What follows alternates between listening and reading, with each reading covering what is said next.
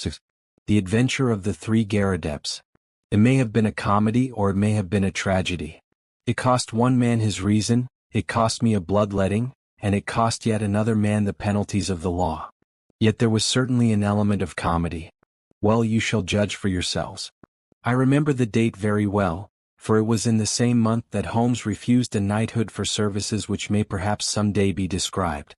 I only refer to the matter in passing, for in my position of partner and confidant I am obliged to be particularly careful to avoid any indiscretion.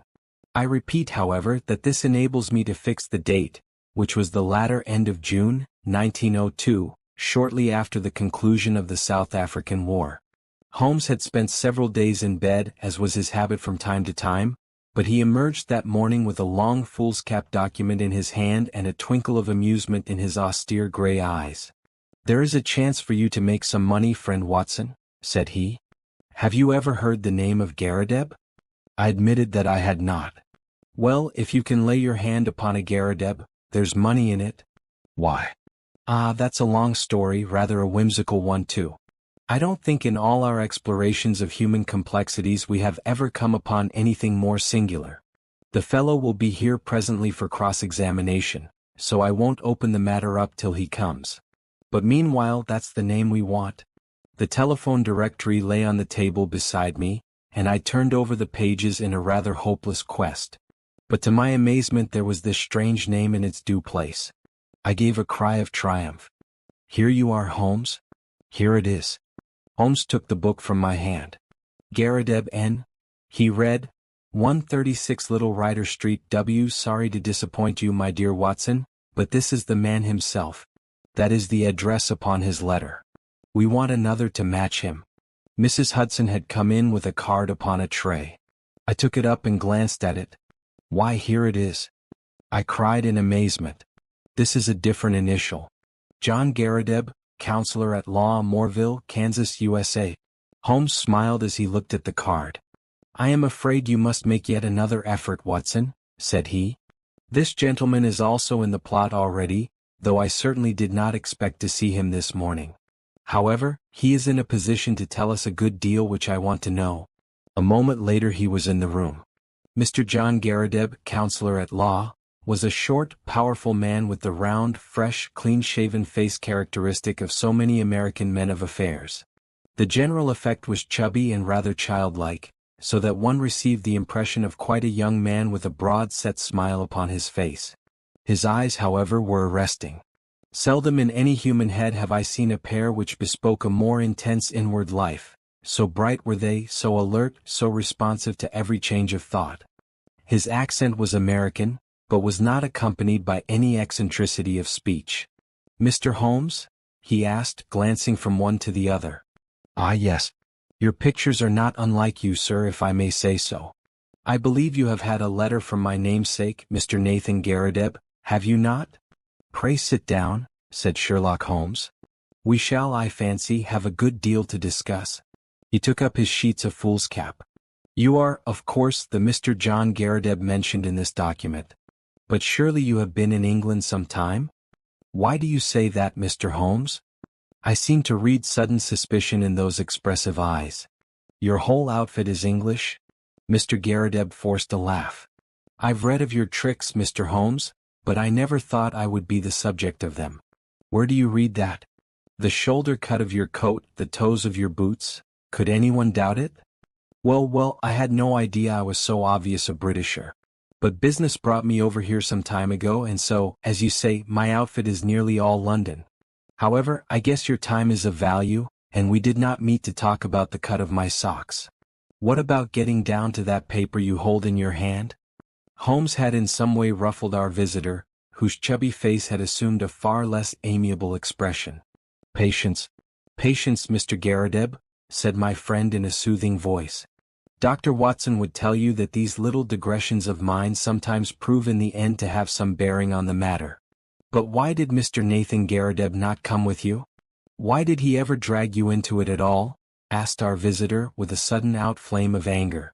"What in thunder had you to do with it? Here was a bit of professional business between two gentlemen, and one of them must needs call in a detective. I saw him this morning and he told me this fool trick he had played me, and that's why I am here. But I feel bad about it all the same. There was no reflection upon you, Mr. Garrideb. It was simply zeal upon his part to gain your end, an end which is, I understand, equally vital for both of you. He knew that I had means of getting information, and therefore, it was very natural that he should apply to me. Our visitor's angry face gradually cleared. Well, that puts it different, said he. When I went to see him this morning and he told me he had sent to a detective, I just asked for your address and came right away. I don't want police butting into a private matter. But if you are content just to help us find the man, there can be no harm in that. Well, that is just how it stands, said Holmes. And now, sir, since you are here, we had best have a clear account from your own lips. My friend here knows nothing of the details. Mr. Garrideb surveyed me with not too friendly a gaze. Need he know? He asked. We usually work together. Well, there's no reason it should be kept a secret. I'll give you the facts as short as I can make them. If you came from Kansas, I would not need to explain to you who Alexander Hamilton Garrideb was. He made his money in real estate and afterwards in the wheat pit at Chicago, but he spent it in buying up as much land as would make one of your counties, lying along the Arkansas River west of Fort Dodge. It's grazing land and lumber land and arable land and mineralized land, and just every sort of land that brings dollars to the man that owns it. He had no kith nor kin, or if he had, I never heard of it. But he took a kind of pride in the queerness of his name. That was what brought us together. I was in the law at Topeka, and one day I had a visit from the old man, and he was tickled to death to meet another man with his own name. It was his pet fad, and he was dead set to find out if there were any more Garridebs in the world. Find me another, said he. I told him I was a busy man and could not spend my life hiking round the world in search of Garridebs. None the less, said he, that is just what you will do if things pan out as I planned them. I thought he was joking, but there was a powerful lot of meaning in the words, as I was soon to discover. For he died within a year of saying them, and he left a will behind him. It was the queerest will that has ever been filed in the state of Kansas. His property was divided into 3 parts, and I was to have one on condition that I found 2 Garridebs who would share the remainder. It's $5 million for each if it is a cent, but we can't lay a finger on it until we all 3 stand in a row. It was so big a chance that I just let my legal practice slide and I set forth looking for Garridebs. There is not one in the United States. I went through it, sir, with a fine-toothed comb, and never a Garrideb could I catch. Then I tried the old country. Sure enough, there was the name in the London telephone directory. I went after him 2 days ago and explained the whole matter to him. But he is a lone man like myself, with some women relations but no men. It says 3 adult men in the will. So you see we still have a vacancy, and if you can help to fill it we will be very ready to pay your charges. Well, Watson, said Holmes with a smile, I said it was rather whimsical, did I not? I should have thought, sir, that your obvious way was to advertise in the agony columns of the papers. I have done that, Mr. Holmes. No replies. Dear me. Well, it is certainly a most curious little problem. I may take a glance at it in my leisure. By the way, it is curious that you should have come from Topeka. I used to have a correspondent. He is dead now. Old Dr. Lysander Starr, who was mayor in 1890. Good old Dr. Starr, said our visitor. His name is still honored. Well, Mr. Holmes, I suppose all we can do is to report to you and let you know how we progress. I reckon you will hear within a day or 2. With this assurance our American bowed and departed. Holmes had lit his pipe, and he sat for some time with a curious smile upon his face. Well? I asked at last. I am wondering, Watson, just wondering. At what? Holmes took his pipe from his lips. I was wondering, Watson, what on earth could be the object of this man in telling us such a rigmarole of lies? I nearly asked him so, for there are times when a brutal frontal attack is the best policy, but I judged it better to let him think he had fooled us. Here is a man with an English coat frayed at the elbow and trousers bagged at the knee with a year's wear, and yet by this document and by his own account he is a provincial American lately landed in London. There have been no advertisements in the agony columns. You know that I missed nothing there. They are my favorite covert for putting up a bird, and I would never have overlooked such a cock pheasant as that. I never knew a Dr. Lysander Starr of Topeka. Touch him where you would, he was false. I think the fellow is really an American, but he has worn his accent smooth with years of London. What is his game, then, and what motive lies behind this preposterous search for Garridebs? It's worth our attention, for, granting that the man is a rascal, he is certainly a complex and ingenious one.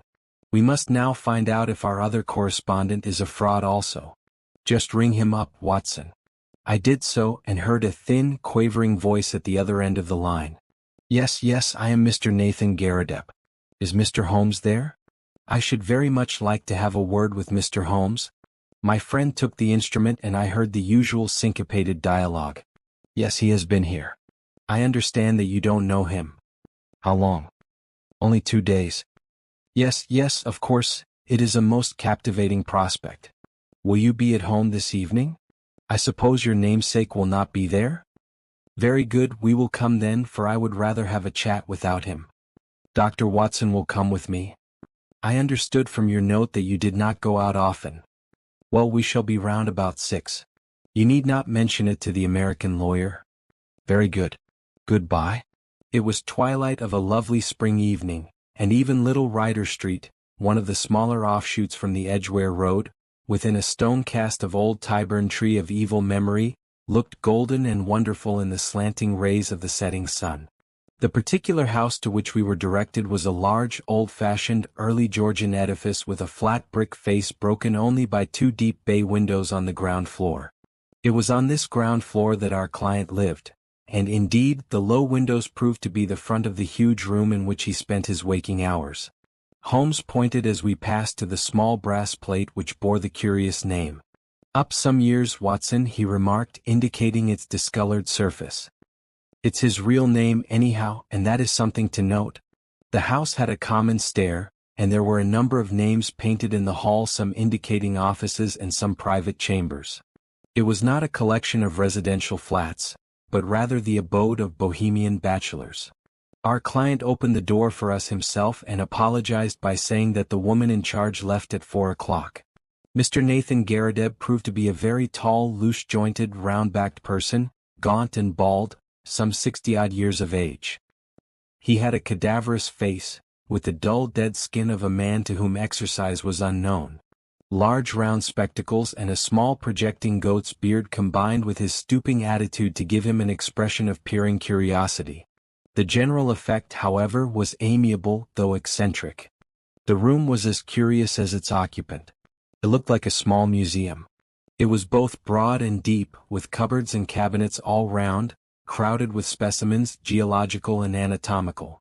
Cases of butterflies and moths flanked each side of the entrance.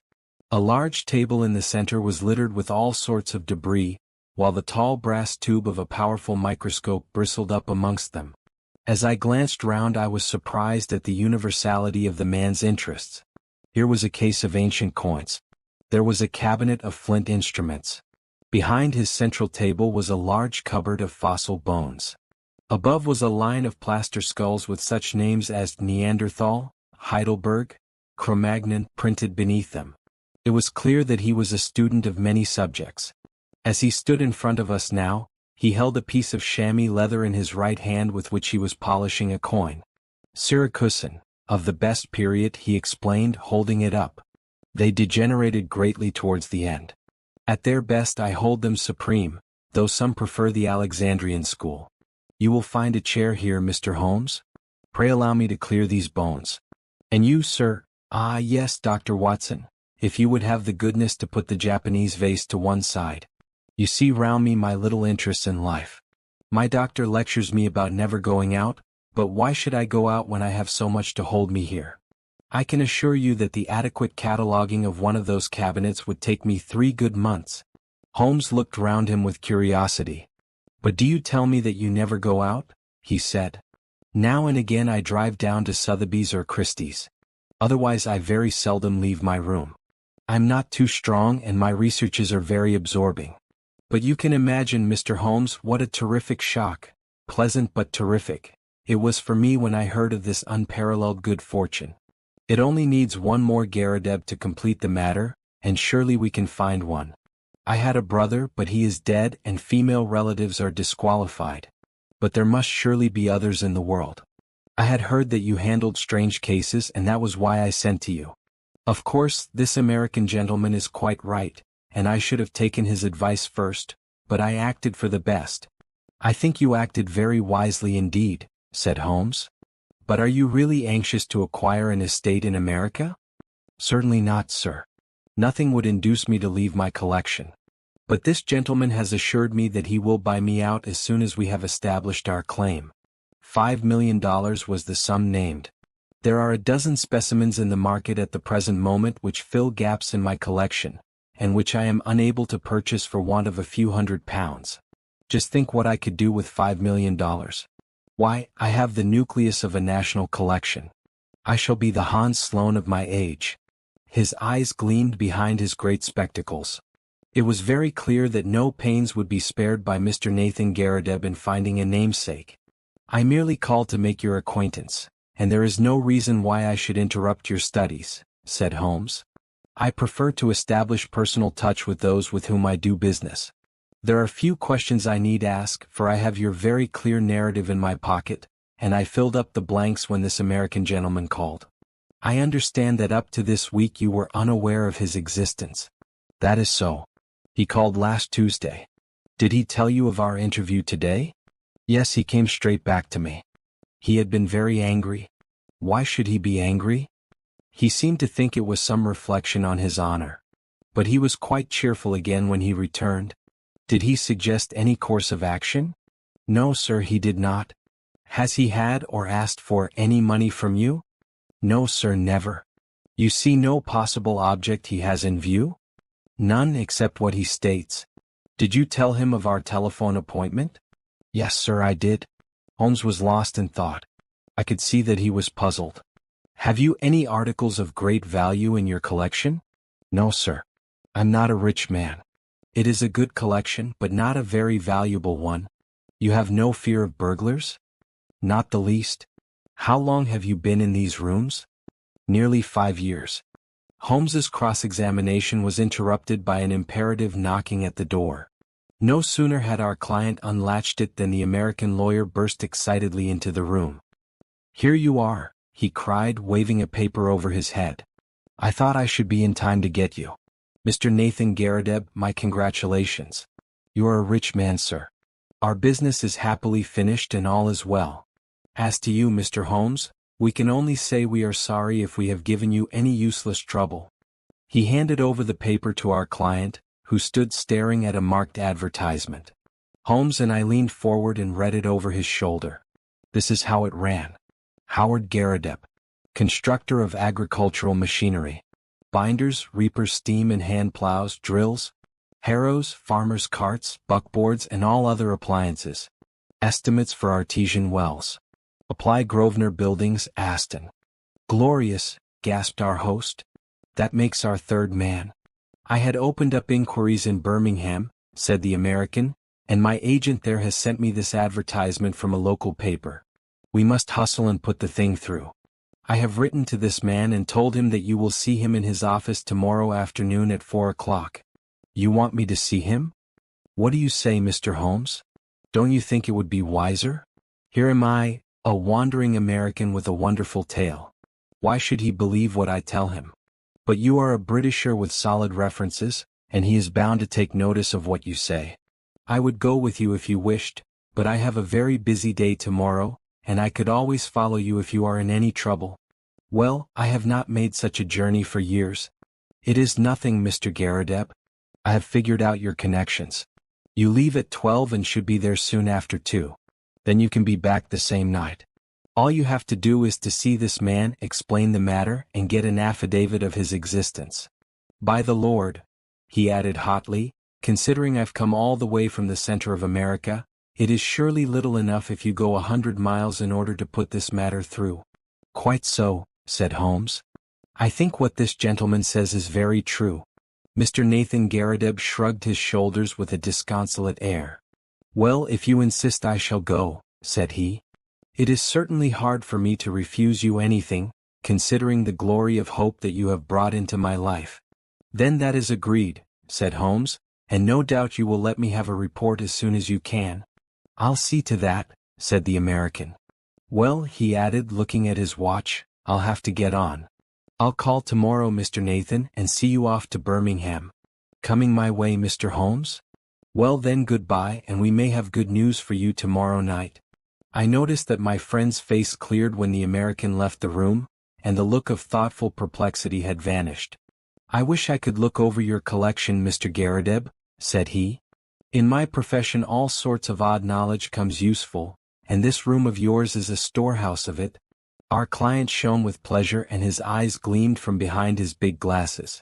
I had always heard, sir, that you were a very intelligent man, said he. I could take you round now if you have the time. Unfortunately, I have not. But these specimens are so well labeled and classified that they hardly need your personal explanation. If I should be able to look in tomorrow, I presume that there would be no objection to my glancing over them? None at all. You're most welcome.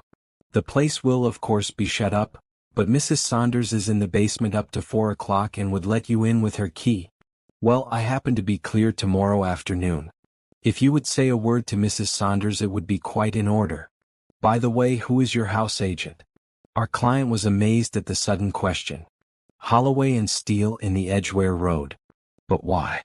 I am a bit of an archaeologist myself when it comes to houses, said Holmes, laughing. I was wondering if this was Queen Anne or Georgian. Georgian beyond doubt. Really? I should have thought a little earlier. However, it is easily ascertained. Well, goodbye, Mr. Garrideb, and may you have every success in your Birmingham journey. The house agent's was close by, but we found that it was closed for the day, so we made our way back to Baker Street. It was not till after dinner that Holmes reverted to the subject. Our little problem draws to a close, said he. No doubt you have outlined the solution in your own mind. I can make neither head nor tail of it. The head is surely clear enough and the tail we should see tomorrow. Did you notice nothing curious about that advertisement? I saw that the word plough was misspelt. Oh, you did notice that, did you? Come, Watson, you improve all the time. Yes, it was bad English but good American. The printer had set it up as received. Then the buckboards. That is American also. And artesian wells are commoner with them than with us. It was a typical American advertisement, but purporting to be from an English firm. What do you make of that? I can only suppose that this American lawyer put it in himself. What his object was I fail to understand. Well, there are alternative explanations. Anyhow, he wanted to get this good old fossil up to Birmingham. That is very clear. I might have told him that he was clearly going on a wild goose chase, but on second thoughts, it seemed better to clear the stage by letting him go. Tomorrow, Watson. Well, tomorrow will speak for itself. Holmes was up and out early. When he returned at lunchtime I noticed that his face was very grave. This is a more serious matter than I had expected, Watson, said he. It is fair to tell you so, though I know it will only be an additional reason to you for running your head into danger. I should know my Watson by now. But there is danger and you should know it. Well, it is not the first we have shared, Holmes. I hope it may not be the last. What is the particular danger this time? We are up against a very hard case. I have identified Mr. John Garrideb, counselor at law. He is none other than Killer Evans, of sinister and murderous reputation. I fear I am none the wiser. Ah, it is not part of your profession to carry about a portable Newgate calendar in your memory. I have been down to see friend Lestrade at the Yard. There may be an occasional want of imaginative intuition down there, but they lead the world for thoroughness and method. I had an idea that we might get on the track of our American friend in their records. Sure enough, I found his chubby face smiling up at me from the Rogues' Portrait Gallery. James Winter, alias Moorcroft, alias Killer Evans, was the inscription below. Holmes drew an envelope from his pocket. I scribbled down a few points from his dossier. Aged 44. Native of Chicago. Known to have shot 3 men in the States. Escaped from penitentiary through political influence. Came to London in 1893. Shot a man over cards in a nightclub in the Waterloo Road in January 1895. Man died, but he was shown to have been the aggressor in the row. Dead man was identified as Roger Prescott, famous as forger and coiner in Chicago. Killer Evans, released in 1901. Has been under police supervision since, but so far as known has led an honest life. Very dangerous man, usually carries arms and is prepared to use them. That is our bird, Watson. A sporting bird, as you must admit. But what is his game? Well, it begins to define itself. I have been to the house agents. Our client, as he told us, has been there 5 years. It was unlet for a year before then. The previous tenant was a gentleman at large named Waldron. Waldron's appearance was well remembered at the office. He had suddenly vanished and nothing more been heard of him. He was a tall, bearded man with very dark features. Now Prescott, the man whom Killer Evans had shot, was, according to Scotland Yard, a tall, dark man with a beard. As a working hypothesis, I think we may take it that Prescott, the American criminal, used to live in the very room which our innocent friend now devotes to his museum. So at last we get a link, you see. And the next link? Well, we must go now and look for that. He took a revolver from the drawer and handed it to me. I have my old favorite with me. If our Wild West friend tries to live up to his nickname, we must be ready for him. I'll give you an hour for a siesta, Watson, and then I think it will be time for our Ryder Street adventure. It was just 4 o'clock when we reached the curious apartment of Nathan Garrideb. Mrs. Saunders, the caretaker, was about to leave, but she had no hesitation in admitting us, for the door shut with a spring lock and Holmes promised to see that all was safe before we left. Shortly afterwards the outer door closed, her bonnet passed the bow window, and we knew that we were alone in the lower floor of the house. Holmes made a rapid examination of the premises. There was one cupboard in a dark corner which stood out a little from the wall. It was behind this that we eventually crouched, while Holmes in a whisper outlined his intentions. He wanted to get our amiable friend out of his room, that is very clear, and, as the collector never went out, it took some planning to do it. The whole of this Garrideb invention was apparently for no other end. I must say, Watson, that there is a certain devilish ingenuity about it, even if the queer name of the tenant did give him an opening which he could hardly have expected. He wove his plot with remarkable cunning. But what did he want? Well, that is what we are here to find out. It has nothing whatever to do with our client, so far as I can read the situation. It is something connected with the man he murdered, the man who may have been his confederate in crime. There is some guilty secret in the room. That is how I read it. At first I thought our friend might have something in his collection more valuable than he knew, something worth the attention of a big criminal. But the fact that Roger Prescott of evil memory inhabited these rooms points to some deeper reason.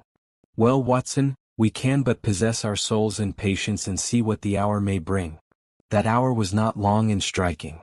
We crouched closer in the shadow as we heard the outer door open and shut. Then came the sharp, metallic snap of a key and the American was in the room. He closed the door softly behind him, took a sharp glance around him to see that all was safe, threw off his overcoat, and walked up to the central table with the brisk manner of one who knows exactly what he has to do and how to do it. He pushed the table to one side, tore up the square of carpet on which it rested, rolled it completely back, and then, drawing a jemmy from his inside pocket, he knelt down and worked vigorously upon the floor. Presently we heard the sound of sliding boards, and an instant later a square had opened in the planks. Killer Evans struck a match, lit a stump of candle and vanished from our view. Clearly our moment had come. Holmes touched my wrist as a signal, and together we stole across to the open trapdoor. Gently as we moved, however, the old floor must have creaked under our feet, for the head of our American, peering anxiously round, emerged suddenly from the open space. His face turned upon us with a glare of baffled rage, which gradually softened into a rather shamefaced grin as he realized that 2 pistols were pointed at his head. "Well, well," said he coolly as he scrambled to the surface. "I guess you have been one too many for me, Mr. Holmes. Saw through my game, I suppose, and played me for a sucker from the first.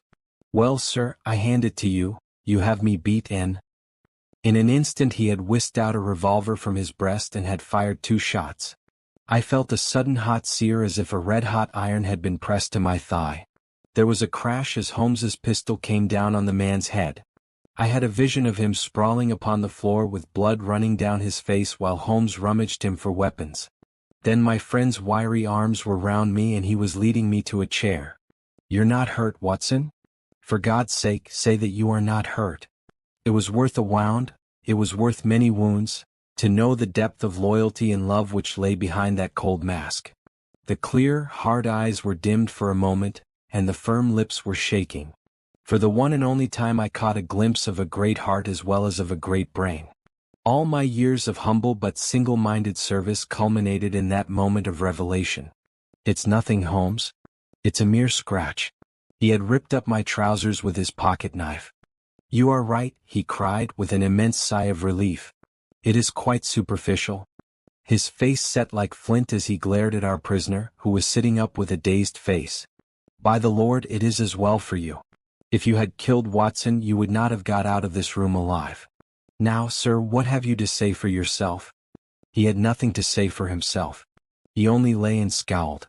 I leaned on Holmes's arm, and together we looked down into the small cellar which had been disclosed by the secret flap. It was still illuminated by the candle which Evans had taken down with him. Our eyes fell upon a mass of rusted machinery, great rolls of paper, a litter of bottles, and neatly arranged upon a small table, a number of neat little bundles. "A printing press, a counterfeiter's outfit," said Holmes. "Yes, sir," said our prisoner, staggering slowly to his feet and then sinking into the chair. "The greatest counterfeiter London ever saw. That's Prescott's machine, and those bundles on the table are 2,000 of Prescott's notes worth 100 each and fit to pass anywhere. Help yourselves, gentlemen. Call it a deal and let me beat it." Holmes laughed. "We don't do things like that, Mr. Evans. There is no bolt hole for you in this country. You shot this man Prescott, did you not?" "Yes, sir, and got 5 years for it, though it was he who pulled on me." 5 years, when I should have had a medal the size of a soup plate. No living man could tell a Prescott from a Bank of England, and if I hadn't put him out he would have flooded London with them. I was the only one in the world who knew where he made them. Can you wonder that I wanted to get to the place? And can you wonder that when I found this crazy boob of a bug hunter with the queer name squatting right on the top of it, and never quitting his room, I had to do the best I could to shift him? Maybe I would have been wiser if I had put him away. It would have been easy enough, but I'm a soft-hearted guy that can't begin shooting unless the other man has a gun also. But say, Mr. Holmes, what have I done wrong anyhow? I've not used this plant. I've not hurt this old stiff. Where do you get me? Only attempted murder so far as I can see, said Holmes. But that's not our job. They take that at the next stage. What we wanted at present was just your sweet self. Please give the Yard a call, Watson. It won't be entirely unexpected. So those were the facts about Killer Evans and his remarkable invention of the Three Garridebs. We heard later that our poor old friend never got over the shock of his dissipated dreams. When his castle in the air fell down, it buried him beneath the ruins. He was last heard of at a nursing home in Brixton. It was a glad day at the Yard when the Prescott outfit was discovered, for though they knew that it existed, they had never been able, after the death of the man, to find out where it was. Evans had indeed done great service and caused several worthy CID men to sleep the sounder, for the counterfeiter stands in a class by himself as a public danger. They would willingly have subscribed to that soup plate medal of which the criminal had spoken, but an unappreciative bench took a less favorable view, and the killer returned to those shades from which he had just emerged.